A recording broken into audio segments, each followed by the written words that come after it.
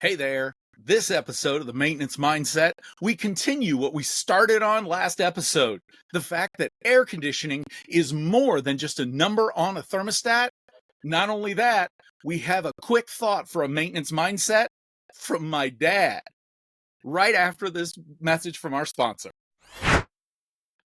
AppWork is one of the founding sponsors here at the Multifamily Media Network. Much more than maintenance, AppWork is advanced business intelligence. Streamline maintenance workflows and keep an eye on the leaderboard as your service teams enjoy the gamification of maintenance. Visit appworkco.com and transform your productivity today.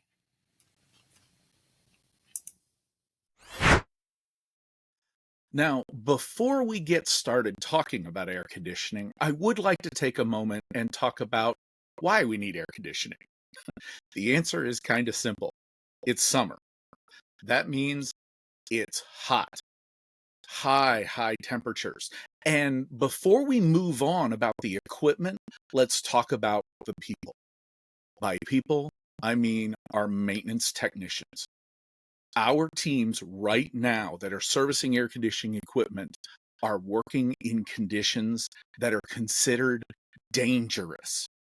Often, it's not only the temperature, it has to do with humidity, which is why, if I can take just a moment and talk about a real quick tool before we get talking about air conditioning, there's an app put out by OSHA and NIOSH that helps us as technicians determine what we need to be concerned about when we're talking about our own health. The app is called the Heat app. It has an icon that looks like a red square with a yellow sun in the middle of it. And I use the Android version. I'm almost positive it's on the Apple store, the store that operating system uses. But here I just pulled up Orlando, Florida for a city. And what it does, for those of you who are on camera, you can see that right now in Orlando, Florida, it's 92 degrees Fahrenheit and 52% humidity, which means it feels like 100 degrees. Not only that, the great thing about this app is it actually gives you symptoms and hourly outlook of what's supposed to happen. Not only that, first aid that can be done, precautions that you and I need to take when we are out in the field dealing with these dangerous conditions. If you are working on a piece of air conditioning equipment and it's hot outside, not only that, if you are sweating profusely and you're still feeling hot, do yourself a favor and take a break. Get out of the sun, get somewhere that has a slight breeze. Don't go crazy and drastically change your outward body temperature. You can send yourself into shock. Take care of yourself. The air conditioner will get fixed faster if you are conscious. If you lose consciousness due to heat stroke, it's going to be even longer for that air conditioner to get fixed.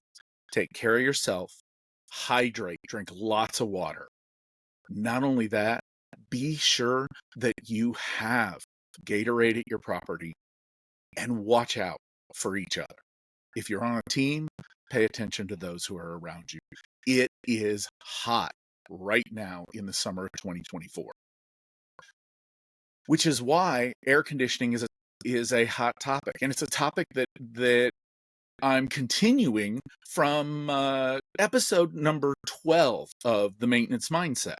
So if you haven't heard that, we're going to pick up where we left off. And we're discussing the fact that air conditioning is more than just a number on a thermostat.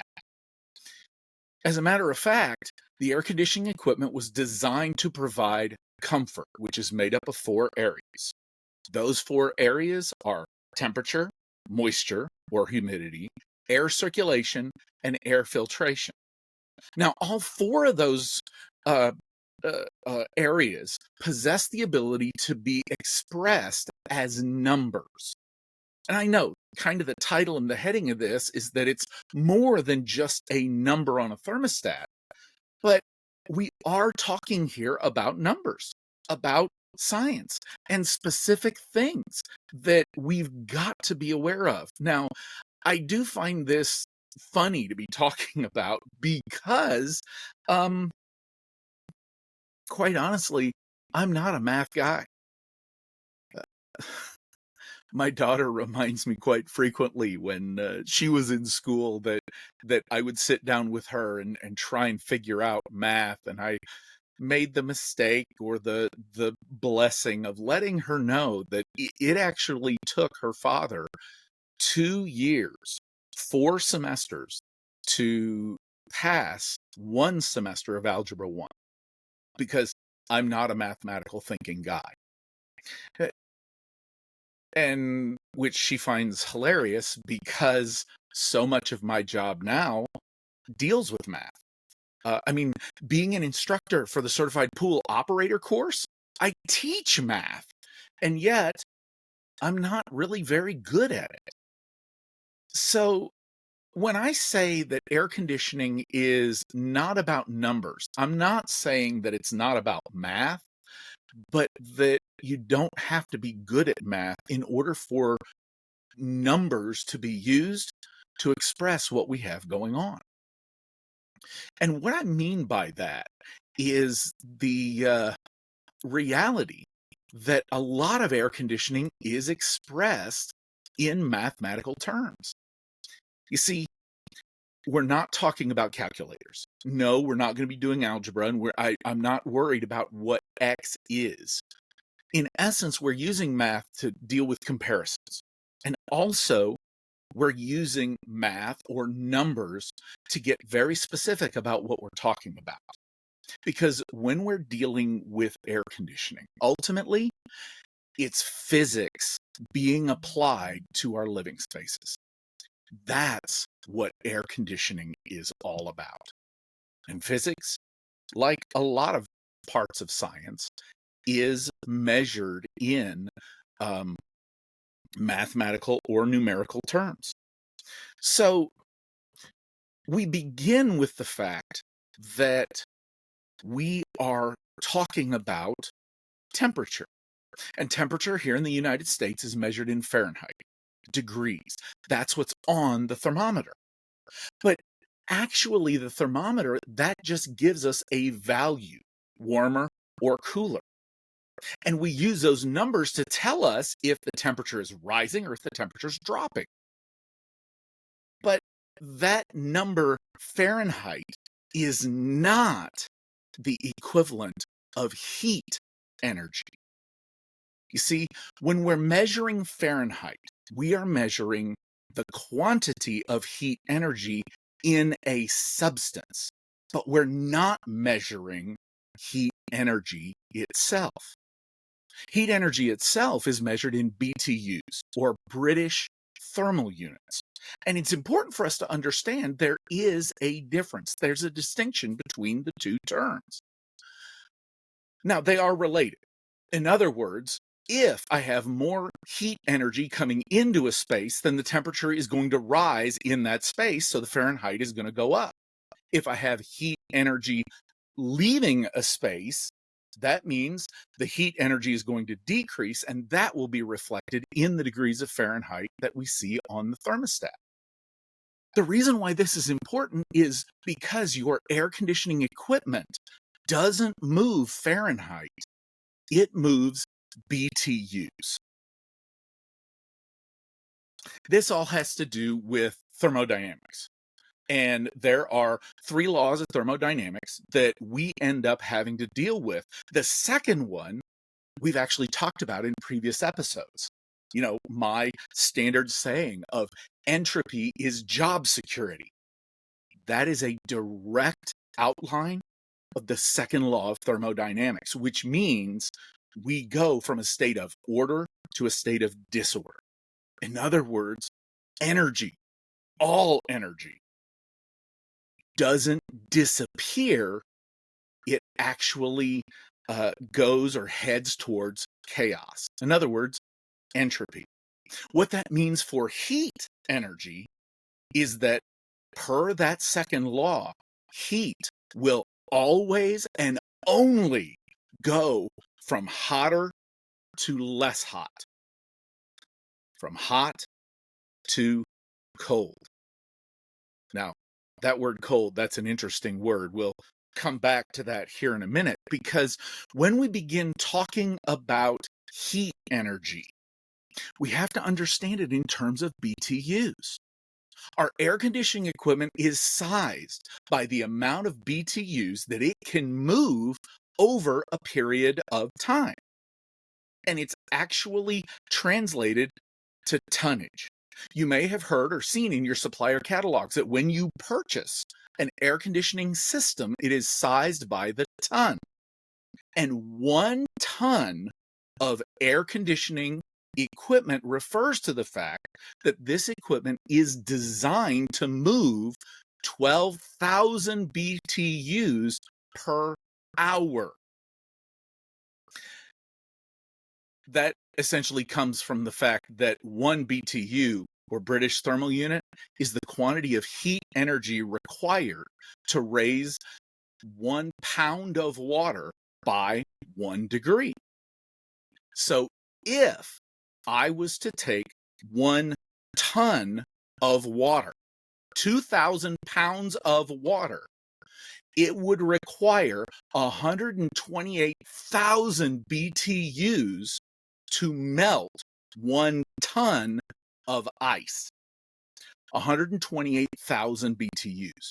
Now, if I wanted to melt that ice over a day, over a 24-hour period of time, I would need to remove 12,000 BTUs of heat per hour in order to completely melt that 2,000 pounds of ice. That's where we get the terminology of tonnage when we go to purchase air conditioning equipment. Now, that tonnage refers to the quantity of heat that we're removing from a space. In other words, a 1-ton unit has the ability, when it's functioning correctly, to remove 12,000 BTUs from an apartment. With this in mind, it makes sense that if I've got a larger apartment, greater heat load, greater amount of heat that I need to remove, I need a bigger system in order for this to happen. That's where we get into the 1.5 ton or 2-ton unit. 1 ton possesses the ability to move 12,000 BTUs of heat per hour. 1.5 tons is 1,800 BTUs per hour. A 2-ton unit is 24,000 BTUs per hour, and so on, all the way up. And the reason why it's important for us to begin here goes back to being a maintenance technician. We are maintenance. We didn't build the building. We did not construct the enclosure. We didn't determine how many windows are going to be put on and what kind of windows there are. The reason why that's important is because the building was already here before we took over responsibility for keeping the building, keeping our asset functioning. Somebody who ever built or designed the building, we have to believe they did their job correctly. And to correctly do that job, that means that they had to look at heat load calculations and determine that based on the physical location of where the building is, where it faces, the expected amount of shade, and the expected amount of days above a certain temperature that will occur for the longitude and latitude and sunlight that this particular building will get, there will be a certain amount of heat load placed not only on the building, but based on how many windows and walls and interior spaces, and let alone cooking and how many people are expected to live there and the conditions inside a normal expected apartment. We have to be able to remove a certain amount of heat per hour. What that means is maintenance technicians, property managers, regionals, if we have a resident that is complaining about the fact that it is very, very hot inside their apartment and they want a new air conditioner, or an air conditioning system has reached the end of its life and it needs to be replaced, do not increase the size of that equipment. It was designed to deal with a certain type of equipment. One of the big reasons why is dealing with moisture. We talked about that a little bit in the last episode, that if we remove the heat too quickly from a space, the system doesn't run long enough in order to maintain moisture. We want that moisture level to be maintained low enough to provide comfort and to prevent that four-letter word that we don't want to have anywhere around our buildings, especially inside. So we want to have an understanding of why it is we are maintaining this equipment. Now, how do we apply this? I recognize that we spent some time and we got a little bit farther into the weeds and specific information. Let's talk about application and how we apply this to day-to-day life. First, heat always moves from hotter to colder.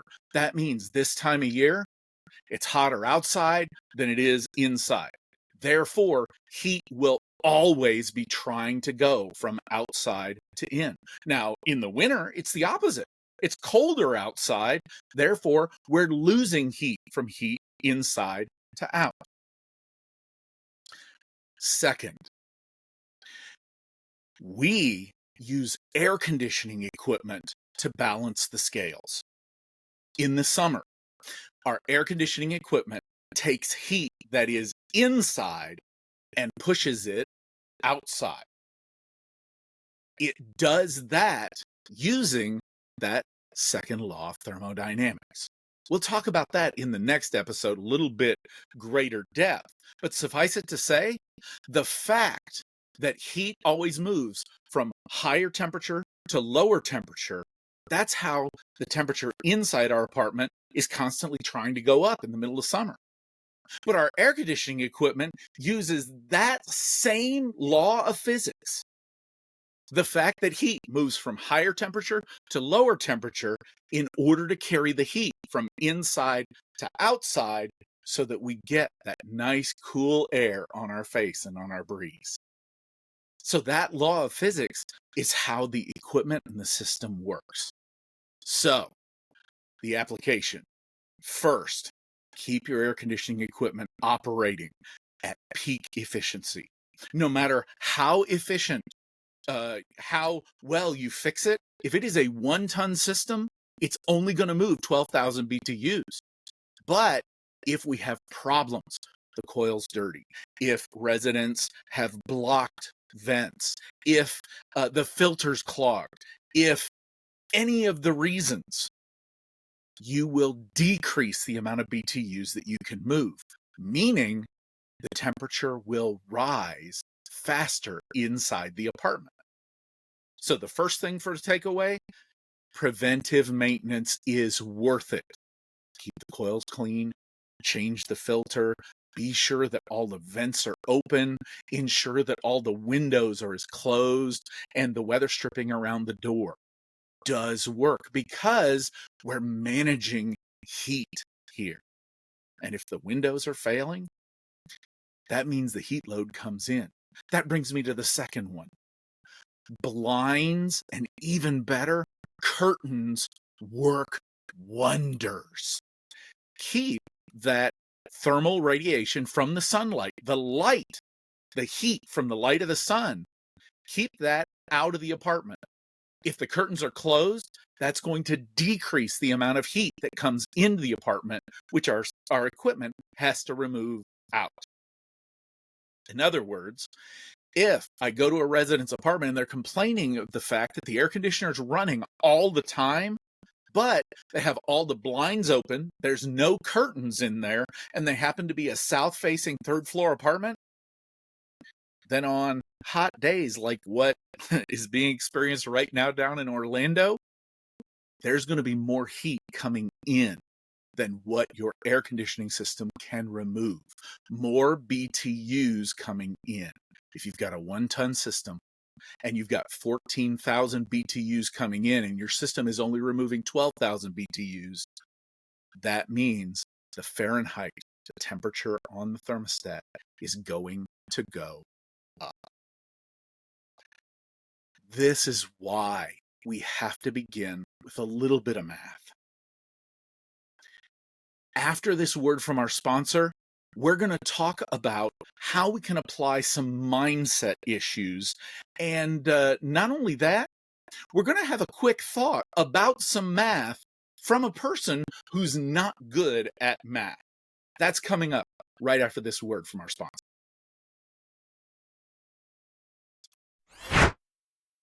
Our sponsor today is AppWork. Best known for exceptional maintenance workflow management, AppWork offers so much more. Optimize operations with its advanced business intelligence that turns data into strategy. Simplify your operations with AppWork's intuitive platform. Service team members love the gamification of maintenance workflows and leaderboards. Make everyday tasks a competition for number one. From property management to team communication, AppWork has you covered. Visit appworkco.com today.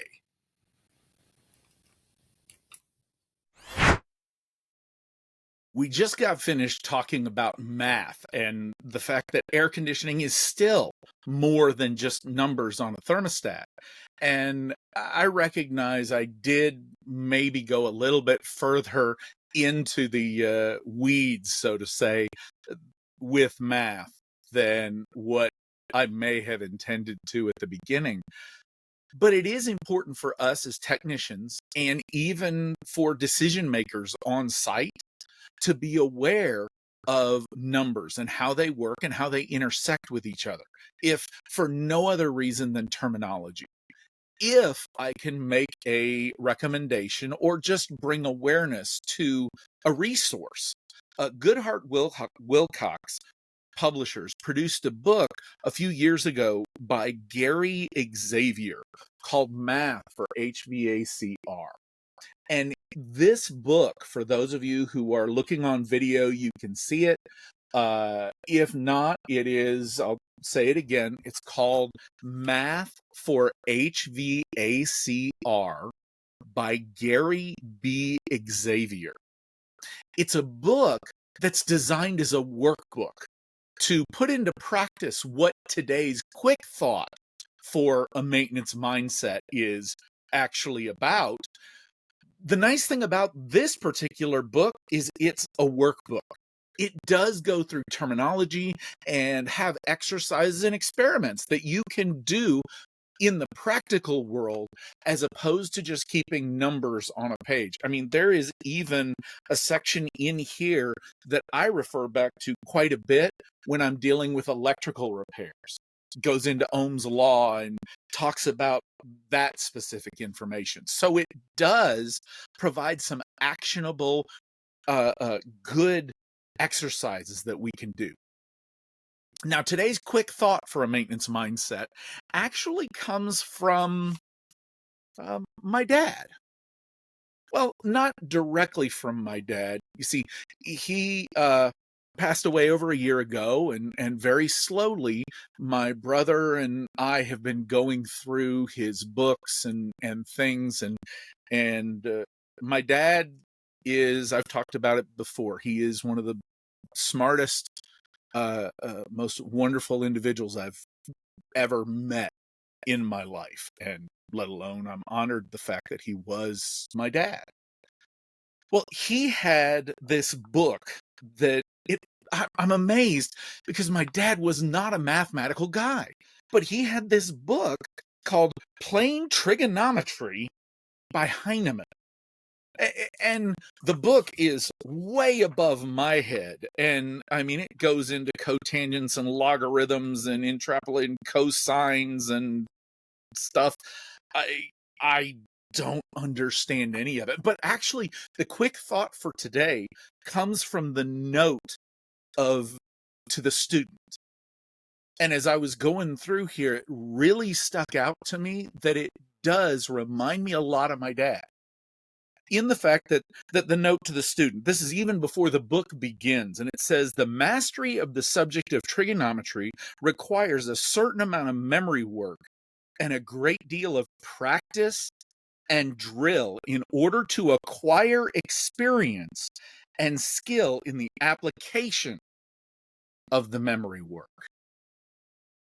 The reason why that applies to having a maintenance mindset is that a maintenance technician has to have some fundamentals in the theories of how things work. Meaning, in order for us to do our job, we have to have a sense of what is expected to happen.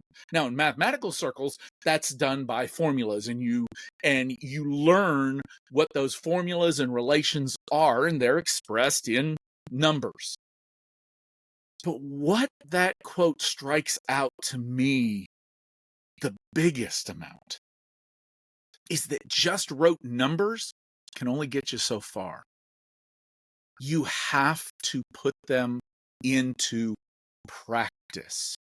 You have to, as the quote says, gain experience. That is an encouragement to me that if it's in trigonometry, maybe I need to start working on some of these formulas and writing them down and practicing so that I can apply and get better in math. The foreword actually goes on to say that the benefit of trigonometry is fostering independent thought. Okay. The whole reason to have a section of the show called Quick Thought for a Maintenance Mindset is to take an unrelated thought and apply it to multifamily maintenance work. So here's the application. We can learn what we should and shouldn't do. We can even follow and read the instruction manuals on the piece of equipment that we're working with, a faucet, or what we've been doing, air conditioning equipment. And we can read about how it's supposed to work, but that's only up here. It actually requires us to initiate practice. Take our hands and put them on the piece of equipment. Take a tool and put it with it. There's only so much we can learn out of a book. I'm a big proponent of books. There's only so much we can learn from online or e-learning, which there is things we can learn from online. However, no amount of watching videos or no amount of interacting or playing simulations will ever prepare us for taking our hands safely and in an orderly fashion and actually physically practicing those skills over and over again until we begin to master them. And that's where in trigonometry we get to independent thought. In the role of apartment maintenance, we get to the ability to begin to prevent entropy where we started. We prevent things from breaking down to a state of chaos, and that translates into better service for our residents. Thank you for spending your time with me today. I appreciate you following along on this path or this trail to learning about air conditioning equipment. Have a great day, and I'll see you somewhere.